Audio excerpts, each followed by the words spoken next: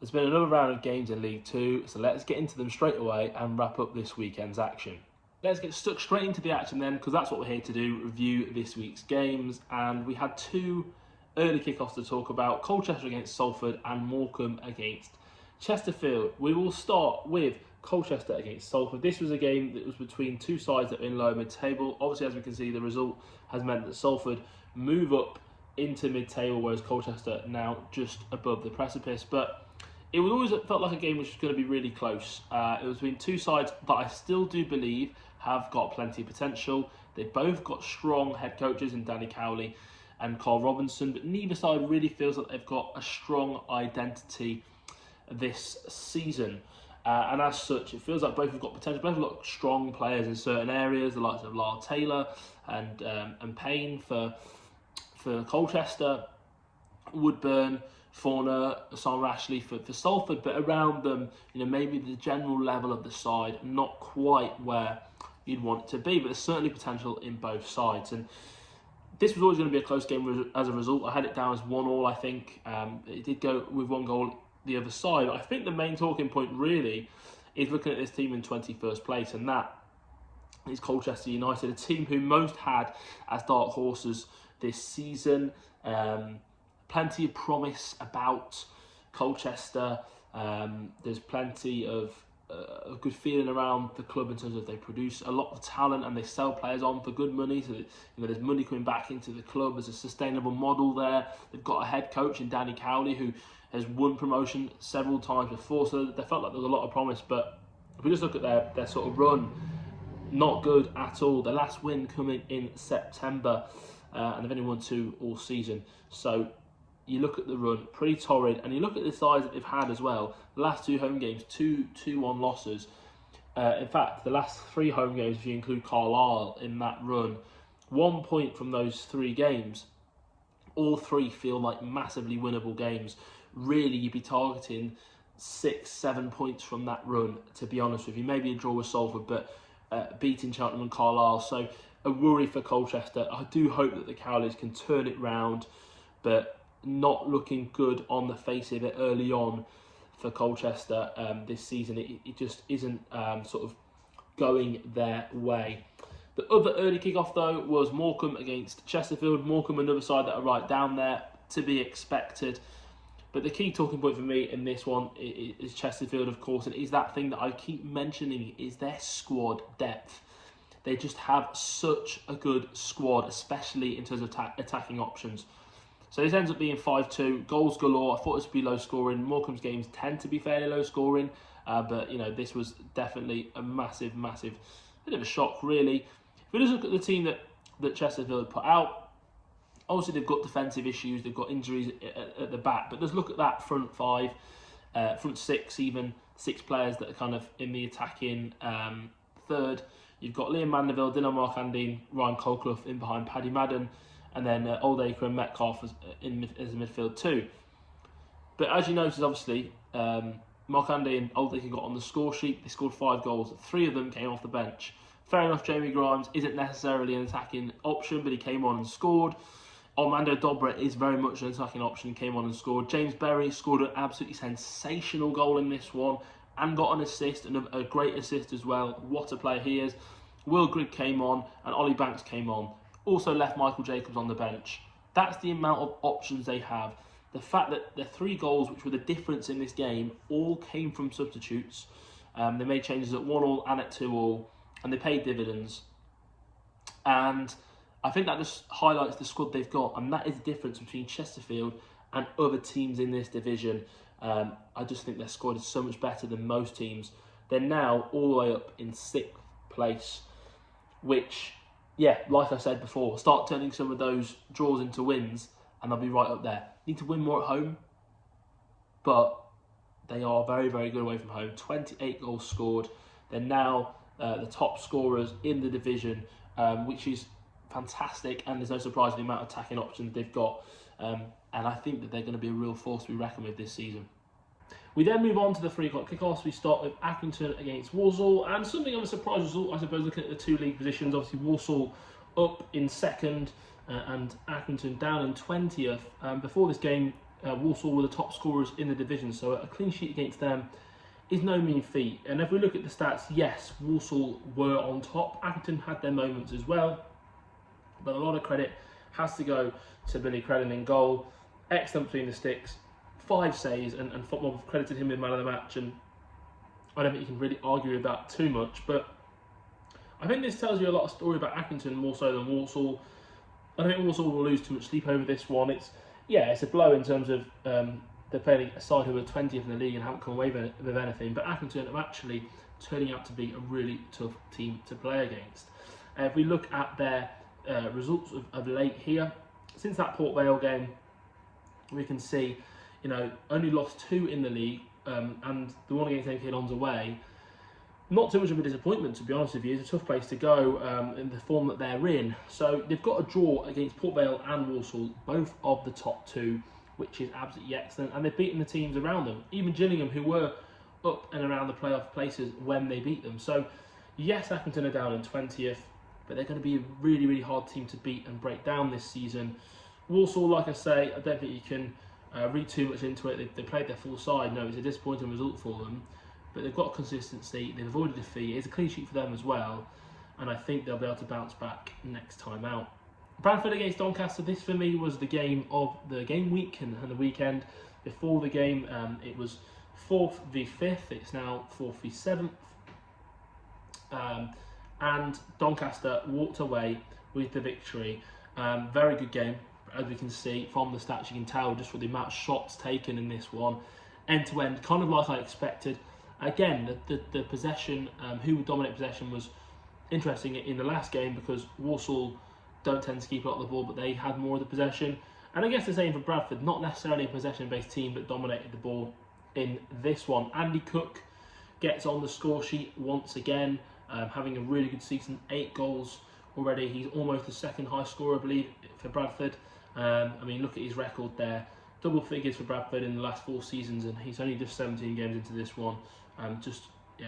Absolute monster of a forward. So hard to play against. Doncaster, though, got an experienced forward of their own in Billy Sharp. Luke Molyneux back on the score sheet, and Carl Hurst with a brace of assists. Really good for them. Doncaster aside, again, maybe creeping up a little bit on teams a bit unnoticed. That obviously were one of the favourites before the season. Stuttered a little bit this term. They've lost the most games of any team inside the playoffs, but they have also won the second most in the division. It shows the kind of quality they've got. When it clicks, they're a really, really good team. We then got Bromley, and they got a 91st minute equaliser. Talk about great forwards in Andy Cook. Well, let's talk about another one in Michael Cheek. He's not been fully fit, hence why he's not been starting. 7 goals in 12 games for your maiden campaign in the Football League is pretty impressive stuff. Obviously, it's Bromley's maiden campaign as well, and it's kind of poetic in that sense. But you can't write them out, and you can never ever write out Michael Cheek. And credit to Andy Woodman, made the changes at half time, and they needed them. Barrow, just outside the playoffs, but for me, like I've said last time, they're a team that have fallen away. Just look at that run since the Chelsea game in the league. Got Gillingham lost. They've won 1 game in that run, 7 games there, and they've managed to pick up just 5 points. It's quite poor. So Barrow are a team that definitely are going to fall away. That then brings us on to Carlisle against Cheltenham. Not that game, this one. I don't know what to say about Carlisle really. Obviously did a whole video on them. Home to Cheltenham felt like a really good opportunity. And once again, they dominate the possession stat. They have a higher XG stat, although they took less shots. I will say that, kind of volume of shots isn't great. And there's only so many times you can say, we won on XG, we won on XG. Well, the fact is they're not getting the points, they're not scoring the goals. And Cheltenham, if you see the goal, it's comical. Harry Lewis makes a save or it's blocked and it kind of ricochets in. It's kind of hard to explain it. Go and find it on the page. I've shared it. Just feel a little bit lost for words with Carlisle. Thought this would be a turning point for them perhaps, but Salford away next isn't easy. Then Bromley. Mike Williamson in the press sounds deflated. I mean, look at that run. Look at that run. We talk about poor runs of Barrow, that's even worse. And for Cheltenham though, good result for them, away from home, a win. Ethan Archer, young player from non-league, really impressed with some of their recruitment this season. The 210s in behind. Jordan's almost signed in January. He was from non-league as well. So really good from Cheltenham. They're going to be fine this season. They've got enough about them. I don't think they're going to pull up any trees. I think they'll be lower mid-table, but I think they'll be fine. I think that's a good season for them and for Michael Flynn. Crewe against Tranmere. Crewe quietly going about their work. One of the most underrated teams in this league. I had this down as a Crewe win. Charlo Tracy, by the way, not proving me right, because Crewe fans are right about him in as much that he hasn't had the end product that Patrick would like. And he's still only got 4 goals. 50% of them came in this game. But I just think when you watch Crewe, he's a standout player for them. He looks really good. He does catch the eye. He has got a very attractive playing style. He carries the ball. He's powerful. And he can score goals. It just has to click for him. And in this particular game, it did. I still will maintain, that they haven't got enough goals in their team. But they do look very, very solid defensively. Just the 12 conceded. Only Barrow and Wimbledon have conceded fewer this season, so very, very strong defence. Philip Marshall, really glad for him because he had a really tough time of it at MK Dons, but he's kept 6 clean sheets already. So really pleased for him. And yeah, Lee Bell and Crewe quietly going about their work and look like one of the teams to watch. I mean, to only have lost 3 games at this point, to be inside the top 5 after losing at Wembley, a lot of teams would be forgiven for crumbling after that, but there's been no playoff hangover and they've done really well. In fact, if you look at Crewe's run since their 5-0 hammering at Chesterfield, which feels like an age ago now, look how many clean sheets and goals they've conceded. Clean sheet, 1 goal conceded, clean sheet, clean sheet, clean sheet, 2 goals conceded, clean sheet, 1 goal, clean sheet, 1 goal. So 6 goals since then. It's a remarkable record. The fact that they've conceded 12 and 5 of them came in 1 game, just unbelievable. So really impressed with them. As for Tranmere, does feel like Nigel Adkins had lost a little bit of the magic they had last season. Went on a great run. The thing with Tranmere, they don't score enough goals. And we talked about whether Crewe have got enough goals. They've certainly got more than this Tranmere team. Devoid of creativity. And I think they've got some good players in there. Zach Bradshaw, Cameron Norman. That's a really good fullback pairing. But I just think they lack quality. Probably in the middle of the park. I know Conor Jennings got the goal and he's still producing for them even at 32. You look at that midfield 3, I'm not sure they've got like a playmaker or a creator. Jennings, I suppose, has got that creativity about him, but he's also the one you want to score the goals. So haven't got a genuine creator in the middle, and maybe that's kind of showing with them. But yeah, Tranmere in a little bit of trouble. AGAIN Gills then, they beat Grimsby. I had it down as 3-1, so I was very, very happy with that prediction. Obviously, AGAIN Gills up to 8th now. I did say Grimsby are in an inflated position.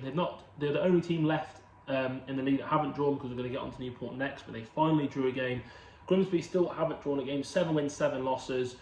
For me, you could easily have draws in each of those games. Maybe 2 of the wins and 2 of the losses go to draws and they drop down the table. So obviously they pick up some more points from the losses they've gained in draws, but they also drop points. And I just think they're in an inflated position, really. 25 goals conceded kind of tells you the story, and it was always going to be the case with this MK Dons team lined up. A bit of a rotation, but with Lee coming in, but I mean, and Sheringham as well at the back, but what a team that is. I mean, that team right there is one of the strongest on paper in the league. I say it every week, and they've got that man in the dugout, Scott Lindsay, and with him at the helm, I think they're going to go places, and I think that was always going to be a given. So yeah, they're up to 8th. They're only 5 points off the top 3 now. For me, they definitely finish inside their top 3 places, and I think it's just a matter of time, really, until they get there. Fleetwood against Newport. David Harrington is down as the man of the match, and it's because he saved the penalty and kept a clean sheet. You can't really argue more than that. I mean, for me, he is the most underrated goalkeeper in the league. Doesn't get spoken about nearly enough, but I think he's a really good goalkeeper. And Newport shouldn't have had their first draw. They had the penalty. It was saved. I don't want to be too disappointed with the result, really, at home to Fleetwood, or 1 place behind them, but have got games in hand. But yeah, a 0-0 draw. I think that kind of sums up both teams at the moment. Both look solid, but neither pulling up too many trees. Notts County are up into 3rd. They beat Harrogate 1-0. Notts, very, very low scoring team this season compared to last year. If you look at the recent results, ignore the EFL Trophy game, there's not been, the Chesterfield 2-2 is a bit of an anomaly there. There's not been more than 2 goals in any of the other games since Morecambe. In fact, since Gillingham, really. So, not as many goals. If they were kind of perhaps a bit more ruthless, we may have got more from this game in terms of goal difference and goals scored, plenty of chances, definitely a one-sided game, no doubt about it. Untitled Chapter took his goal well. He looks to be a really shrewd addition. But I think the back three and goalkeeper needed a lot of credit. Another clean sheet already for Notts. Just the 12 conceded. Only Barrow and Wimbledon have got better defences in this league. And Notts have played both of them already this season. So maybe not as strong going forwards, but Dan Crowley out injured, Jody Jones out injured. But the defence so solid. Harrogate, not too much to write home about for them, to be honest with you. Kind of probably expected to go there and lose. Bit of a free hit for them. James Belshaw in goal, made 6 saves, had a very good game. Notts County fan actually. And that is that one. Final 2 games then. Port Vale, Wimbledon. That was one of the biggest games of the weekend, and not only in terms of kind of before the game how good this game could be, but also how it played out. Wimbledon before this had only conceded 6 in the league. Port Vale also only conceded 13, so not many conceded between them. So the fact there's been 5 goals in this game was definitely a surprise. But Port Vale putting 3 past Wimbledon. 50% of the goals they conceded before that point, they only conceded 6. For the Wimbledon for Port Vale to put that many past them shows what a great side they are. They were 3-1 up. The feeling is they took the foot off the gas a little bit, but you look at that team, it's very strong. They've also got key players to come back. They rotated back again. Roland Curtis, Baker Boati. We spoke about it with Chesterfield earlier on. If you've got a bench that good, you're going to have success. I also think Wimbledon have got a good bench as well. Josh Kelly coming off the bench, a good player, no doubt about it. Miles Hippolyte with a goal, really like him as well. Wimbledon do feel a little bit short of those top sides, and I'm talking your Port Vales, your MK Dons, your Chesterfields, maybe even your Notts and Doncaster, but there's definitely still plenty of time for them to put a run together. They're only 3 points on those playoffs with 3 games in hand. They need to get a little bit of a rhythm, not helping them the fact how many games in hand they have had, but they are a good team, and I think both teams very good sides. First against 12th, but Wimbledon, like I say, in terms of points per game, are much stronger than that, and a very good game of football. And then finally we've got Gillingham against Swindon. Plenty to talk about in this one. Ian Holloway's first game in charge, although he was not in the dugout. He was meant to be up in the stands, but instead he was in the dugout. Well, he went and stood next to the dugout, and pretty much they went 1-0 down, and they went down to 10 men. As you can see, Grant Hall got sent off, and then they went 1-0 down. Tim Dieng with the goal for Gillingham. So he went down to the dugout, gave instructions, and it paid dividends. They stuck in that game, and not only did they stick in the game, actually they were the team on top. I know the stats are showing there that Gillingham had a better XG value, but there was the sense that really Swindon looked like the more dangerous side out of the 2, and you have to bear in mind they had 10 men from the 8th and 9th minute onwards. So you played 85 minutes. Well, they had 6 minutes out of time. They had 80 to 90 minutes of football with 10 men. Harry Smith popping up with a header. He's a dangerous player for them. I think Ian Holloway will love having Harry Smith in his side. The big man has already got 3 goals in 8 games. I think his record will improve even further than that. It's a great result for Swindon. George Cox still not fully fit yet, but definitely up to the level. They've got some good players in there. Butterworth has got quality. Will Wright, obviously, down as man of the match there. Bycock back in goal. Glad to see him, because he's a good lad. They're 4 points above the drop. The decision to let Mark Kennedy go, I guess, was questioned somewhat, but I guess the timing was questioned more than anything. But it did seem that they galvanised the team and they had a lot more fighting spirit in this one. Gillingham, Brad Gallinson has come out on social media and backed Mark Bonner and said that they're playing like a mid-table team right now, but we've got key players to come back. And I think it's noticeable in the team, if you went from this sort of section, you know, if you revealed the team strong, still strong, and this is where it starts to get a little bit weak. The bench is strong though, you know, the likes of Johnny Williams, Marcus Wiley, Armani Little on there. This is the man that I'm questioning, you know, why he's not getting more game time, whether it's injury or what, I don't know. But last season for Accrington, look at that record: 17 goals, 8 assists, 13 assists across all competitions. He's a creator, he's a goal scorer, he is a winger though. And so if they're going to go with wing backs, maybe that's why he doesn't quite fit into the team. He's like, you know, the likes of Romeo Hutton, creating chances down the right hand side all the time. So Gillingham, there's certainly pieces of the jigsaw not quite fitting. They're strong defensively still, only the 12 conceded, which is one of the best records in the league. Still not got enough goals in them, and that's been a consistent theme for them over the last couple of years. So it's difficult to say exactly what Gillingham need, and kind of how they resolve this run of form, because it is poor. I mean, they played 10 men, didn't get a win, and 5 defeats before that. But it seems like Mark Bonner's got the full backing of the board. The difficulty for them is in the next 2 games they play Port Vale and Walsall, which are the current top 2. So things don't get easier for them, but sometimes in a weird way, those tougher games might actually get the best out of them. There we have it then, guys, another roundup of League 2. Hope you guys have enjoyed it. If you could give us a like and leave a comment if you did enjoy it. Let me know which team you support and which game you watched at the weekend and what your thoughts of it were. If you are enjoying these videos, do let me know as well in the comments. And if you could subscribe, it'd be amazing. We're on the way now to 500, halfway to 1,000 almost, which would be amazing if we could do that. That'd be, yeah, absolutely brilliant. Thank you for watching, and I will see you guys next time.